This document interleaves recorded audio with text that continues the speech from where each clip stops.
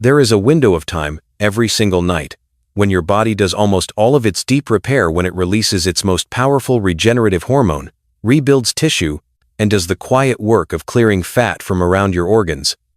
That window is open for most people for less than an hour.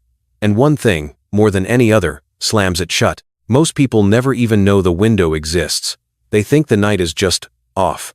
Lights out, nothing happening, a black gap until the alarm. So they spend the last hour of every day doing the exact things that keep that window jammed closed, and then wonder why the deep belly fat won't move, no matter how hard they train or how carefully they eat during the day. Here's what I need you to understand from the very first minute, because it reframes everything. You do not burn visceral fat, the dangerous fat packed around your organs mainly while you're at the gym. You don't burn most of it while you're dieting at lunch. The heavy lifting happens at night, in deep sleep, through a hormone your body will only release when one specific condition is met. And that condition is almost entirely decided by what you do in the 60 minutes before your head hits the pillow. Now, you've probably seen the thumbnails. Force your body to burn visceral fat overnight. And I'm going to be honest with you, because that's the kind of channel this is, that phrasing is overhyped. Nothing forces your body to incinerate fat while you sleep. There's no magic, but the real mechanism is, if anything, more remarkable than the hype, and far more useful, because once you understand it, you can actually work with it. The truth is this. Every night your body tries to run a kind of overnight maintenance shift. During that shift, in the deepest stage of sleep, it releases a surge of growth hormone, the body's master repair and rebuild signal, and that surge is tightly linked to mobilizing fat and regenerating cells. But there's a gatekeeper, a single hormone that, when it's too high at the wrong time of night, locks the door and cancels the entire shift. That gatekeeper is cortisol, and the modern evening keeps it elevated almost on purpose. So tonight, we're going to do something different from every sleep tips video you've seen. We're not going to hand you a checklist of clichés. We're going to walk through the actual machinery, the stress chemistry, the nervous system, the architecture of deep sleep, the growth hormone surge, and the deep fat itself, and show you exactly how lowering cortisol in that final hour unlocks the one window where your body does its most important work.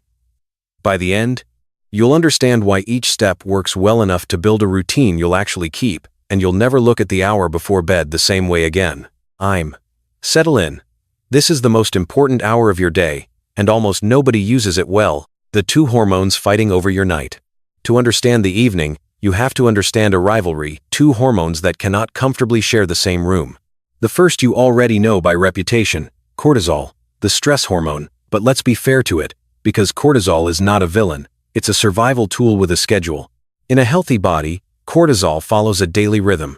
It's supposed to be high in the morning, to wake you and get you moving, and it's supposed to fall steadily through the day until it reaches its lowest point late at night, right as you're trying to sleep. That low cortisol trough at night isn't an accident. It's the green light for everything else that's meant to happen in the dark. The second hormone is the one almost no one talks about in this context, growth hormone. When you were a child, it made you grow. As an adult, you don't stop producing it, and its job shifts to repair. It tells your body to rebuild muscle, regenerate cells, strengthen tissue, and crucially for our story, to break down and release stored fat for energy. Growth hormone is, in a real sense, your body's overnight renovation crew. And here is the rivalry.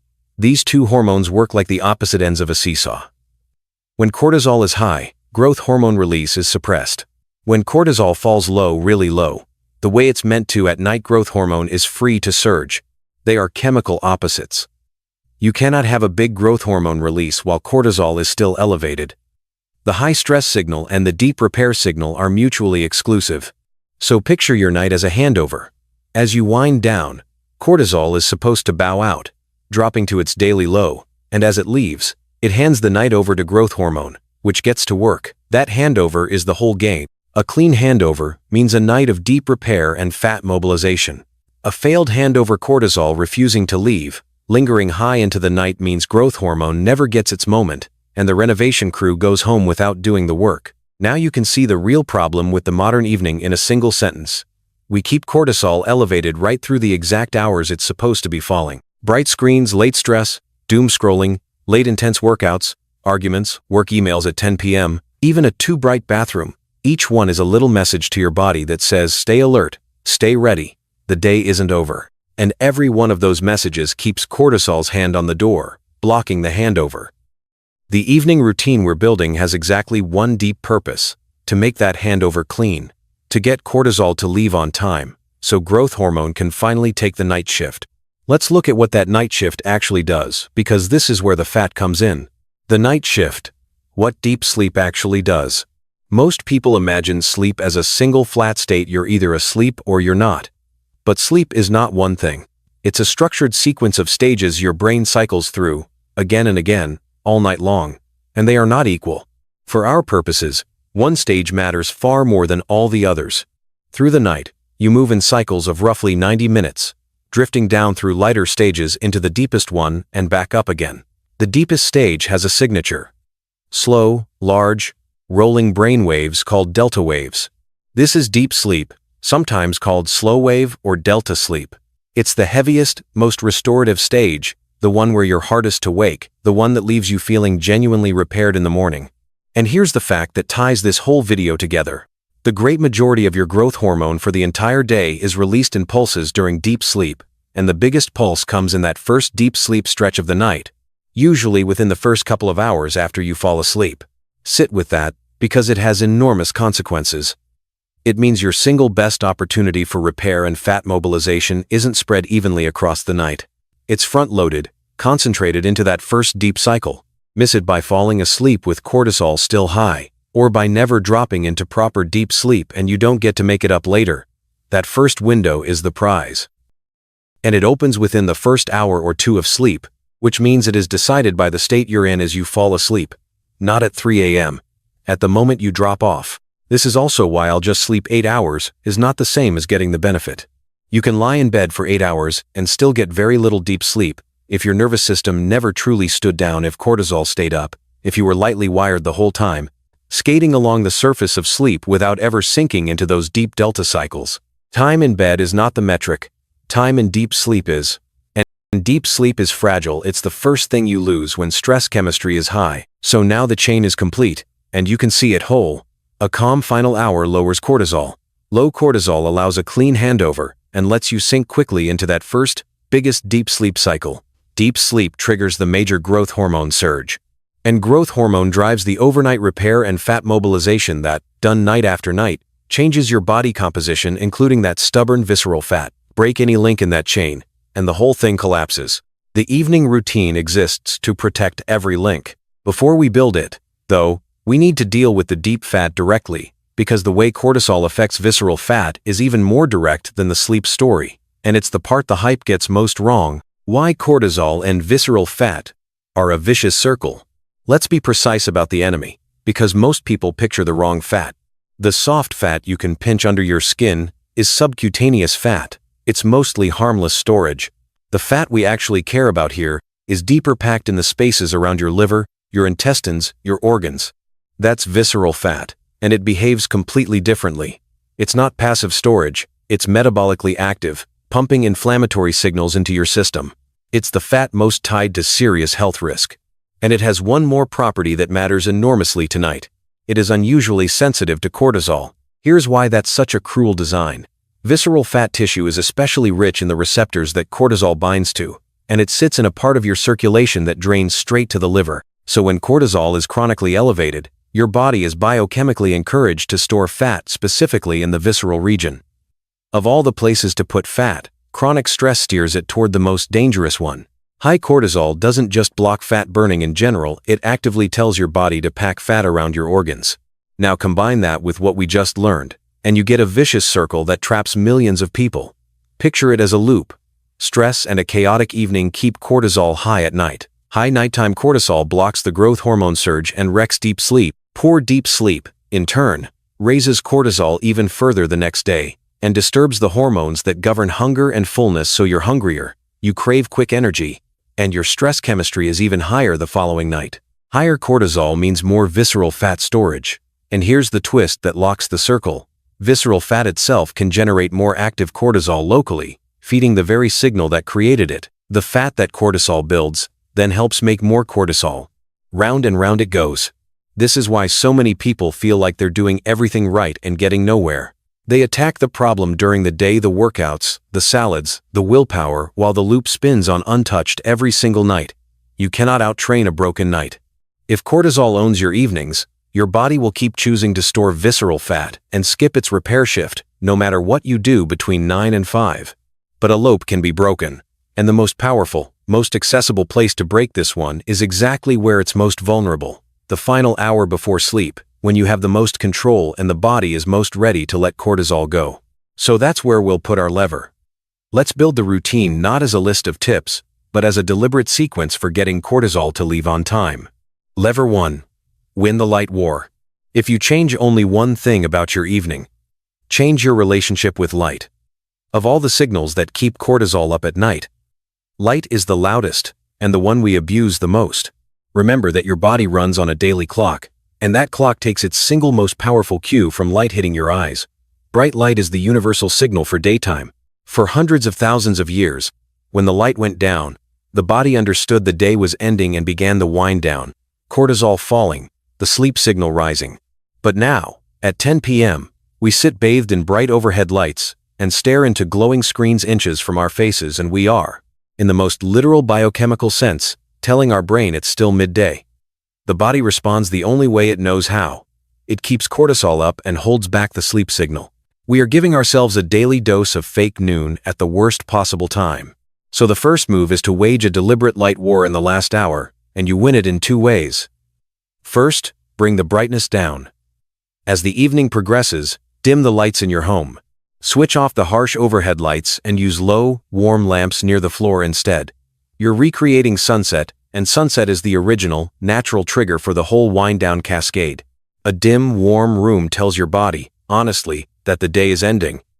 Second, deal with screens, because they're the sharpest offender: bright, close to your eyes, and full of stimulating content that spikes cortisol all on its own. The single best thing is to put the screens away entirely in that final stretch before bed. If that's genuinely impossible, then at minimum cut their brightness hard, shift them to warm night settings, and hold them farther from your face. But understand the trade-off honestly. A phone 2 inches from your eyes is a far stronger daytime signal than a TV across the room. The goal isn't to follow a rule about screens, it's to stop screaming daytime at a brain that's trying to call the night shift. Get the light right, and you've removed the biggest single thing holding cortisol up. But light isn't the only lever, and the next one is the one most people completely miss, because it's not about your eyes. It's about your core temperature. Lever 2. The temperature trick nobody explains. Here's a piece of physiology that sounds backwards until you understand it, and then it becomes one of the most useful tools you have. To fall into deep sleep, your body's core temperature has to drop. This isn't optional or minor, it's one of the central physical triggers of sleep itself. As bedtime approaches, your body naturally tries to shed heat from its core, releasing it out through your skin, especially through your hands and feet. That drop in core temperature is part of the signal that flips your system from awake toward asleep. A body that can't cool down is a body that struggles to sleep deeply, no matter how tired you feel. Now here's the trick that confuses everyone. A warm bath or shower before bed actually helps you cool down faster. It sounds like a contradiction, warming yourself to cool yourself, but the mechanism is elegant. When you soak in warm water, blood rushes to the surface of your skin, and your blood vessels widen. When you step out, all that blood near the surface dumps heat into the cooler air rapidly, and your core temperature drops faster and lower than it would have on its own. You're not heating yourself to sleep. You're using the warmth to trigger a bigger cool down afterward. The ideal timing is roughly an hour or 2 before bed, giving that cool down time to unfold as you settle in. You can support the same effect by working with your environment. A cool bedroom, noticeably cooler than you'd keep it during the day, makes it easier for your body to shed that core heat all night long. A room that's too warm physically blocks the temperature drop that deep sleep depends on, which is why a hot, stuffy bedroom can leave you tossing in shallow sleep even after a full 8 hours. And the old folk trick of warm socks works through the same principle. Warming your feet opens the blood vessels there, which helps your body release core heat through them. You're giving your body an exit route for the warmth it's trying to lose. None of this is about comfort for its own sake. Every part of it is aimed at the same target: helping your core temperature fall, so your body can drop quickly into that first, all-important deep sleep cycle, while cortisol is low and growth hormone is ready to surge. Get the light and the temperature right, and you've handled the 2 biggest physical signals. Now we turn inward to the nervous system itself, and the fastest way to flip it from stress to calm. Lever 3. Flip the nervous system switch. Underneath the hormones sits the system that controls them. Your autonomic nervous system, the autopilot that runs your body without your conscious input. And it has two modes that matter tonight. The first is the sympathetic mode, fight or flight. Racing heart, alertness, tension, high cortisol. It's the mode the whole modern evening pushes you into. The second is the parasympathetic mode, rest and digest. Slower heart, relaxed muscles, calm, and crucially, the conditions under which cortisol is allowed to fall. You do not drift into deep sleep from fight or flight. You have to cross over into rest and digest first. The handover from cortisol to growth hormone can only happen on the parasympathetic side of the line. So the question becomes very practical. How do you deliberately flip yourself from the stressed side to the calm side, on purpose, in a few minutes? And it turns out you have a direct, physical switch, one that bypasses your thoughts entirely. You can't think your way calm. Trying to force yourself to relax often makes it worse. But you can breathe your way there, because your breathing is wired straight into that autopilot. The lever is the exhale. When you breathe in, your heart subtly speeds up. When you breathe out, it subtly slows. A long, slow exhale is a direct physical nudge to the calming parasympathetic side. It's one of the few conscious actions that reaches down and touches the autopilot. This is why every calming tradition on earth, stripped of its specifics, lands on the same thing: slow your breathing and lengthen the out-breath. You don't need an exotic technique. Simply breathe in gently and let the exhale be longer and slower than the inhale for a few minutes. Make the out-breath the main event, done for even 5 minutes in a dim, cool room. This reliably begins to shift you across the line. There's a second piece here, and it's mental. Cortisol doesn't only respond to physical signals, it responds to perceived threat. And your brain cannot easily tell the difference between a real danger and a stressful email, a doom-scrolled headline, or tomorrow's to-do list running on a loop. When you lie down and your mind starts churning through problems, your body produces real cortisol in response to imagined threats. This is why the mental wind-down matters as much as the physical one. Offloading tomorrow's worries onto paper before bed, literally writing the loop down so your brain can stop holding it, tells your nervous system there's nothing left to guard tonight. The page holds it now. You're allowed to stand down. Light, temperature, breath, and a quieted mind, these are the levers that pull cortisol down and walk you across into the parasympathetic calm where the night shift can begin. But there's one more category we have to handle, because it can quietly sabotage everything else: what you put into your body in those final hours. You can dim every light and breathe perfectly, and still keep cortisol up all night if you're chemically feeding the fire from the inside. 3 things deserve honest attention here, and none of them are about willpower, they're about timing. The first is the obvious one, and people still underestimate it: caffeine. Caffeine has a long life inside your body. Half of a dose you drink in the early afternoon can still be circulating late into the evening, quietly blocking the very signals that make you sleepy, and keeping your system a notch more alert than it should be. The cruel part is that it can rob you of deep sleep without preventing sleep entirely, so you sleep your hours, but skate along in shallow stages, and miss the deep delta cycle where growth hormone surges. You feel like you slept. Your body knows you didn't repair. The fix is simply to draw a line earlier in the day than feels necessary. Many people need to stop caffeine by the early afternoon to protect the night. The second is the one nobody wants to hear: alcohol. A nightcap feels like it helps. It's a sedative, so it can make you fall asleep faster. But this is one of the great deceptions in sleep. As your body processes alcohol through the night, it fragments your sleep architecture and specifically suppresses the deep and dreaming stages, the exact stages we're trying to protect. Alcohol trades the deep, restorative, growth hormone-rich sleep for shallow, broken sleep. You're unconscious, but the night shift is canceled. If overnight repair and visceral fat are your concern, evening alcohol works directly against you, no matter how relaxed it makes you feel going down. The third is timing your food, especially large or heavy meals. A big meal late at night forces your body to run a demanding digestive shift precisely when it should be cooling down and powering down. Digestion raises your core temperature and keeps your system active, the opposite of the wind-down we've worked for. A heavy, late dinner also drives a blood sugar and insulin response at the worst time, which can interfere with the clean hormonal environment that growth hormone needs. You don't have to go to bed starving. That brings its own stress. But finishing your eating a few hours before bed and keeping the last meal lighter lets your body turn its attention from digestion to repair. See the pattern across all 3.